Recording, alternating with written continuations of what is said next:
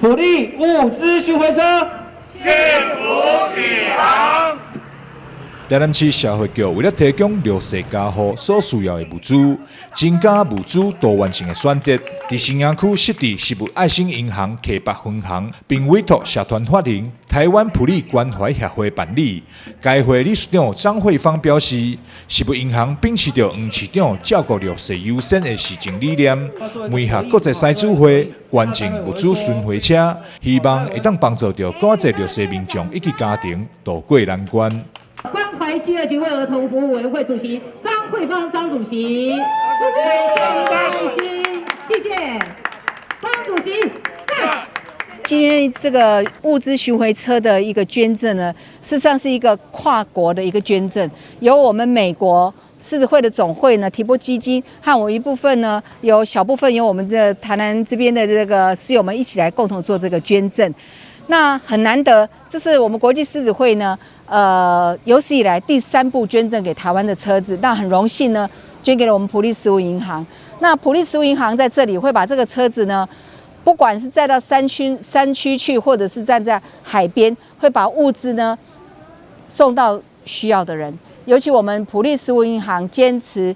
一个原则，就是希望鼓励长辈们能够健康共餐。所谓健康共餐，才能够真正解决独居的情形。我们希望所有的老伴都手牵手，或者一个人也没关系，能够加入到老人会的共餐点，或者是我们社会局这边的关怀据点去共餐。那我们普利食物银行呢，就会把需要的物资呢，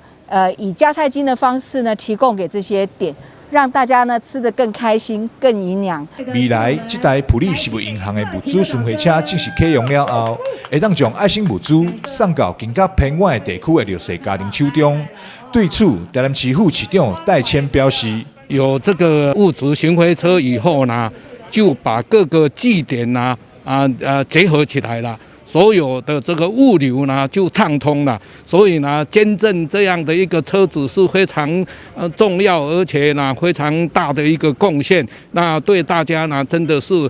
很有福气。当理事长张主席这边呢，然后协助我们有争取到这一步的这个物资车。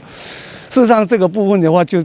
是弥补了一个我们食物银行的一个短板了哈。那尤其山区的部分。好，包括了左镇、南溪、玉井等等这个部分。那现在的话，这样子有这一部车进来呢，也配合了我们整个社会福利服务中心的部分。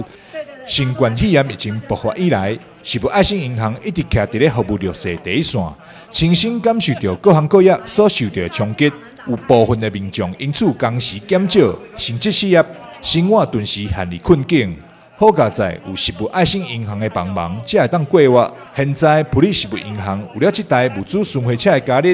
会当将来自社会各界的爱心送到更加偏远、更加弱势的角落。台南新闻张硕维采访报道。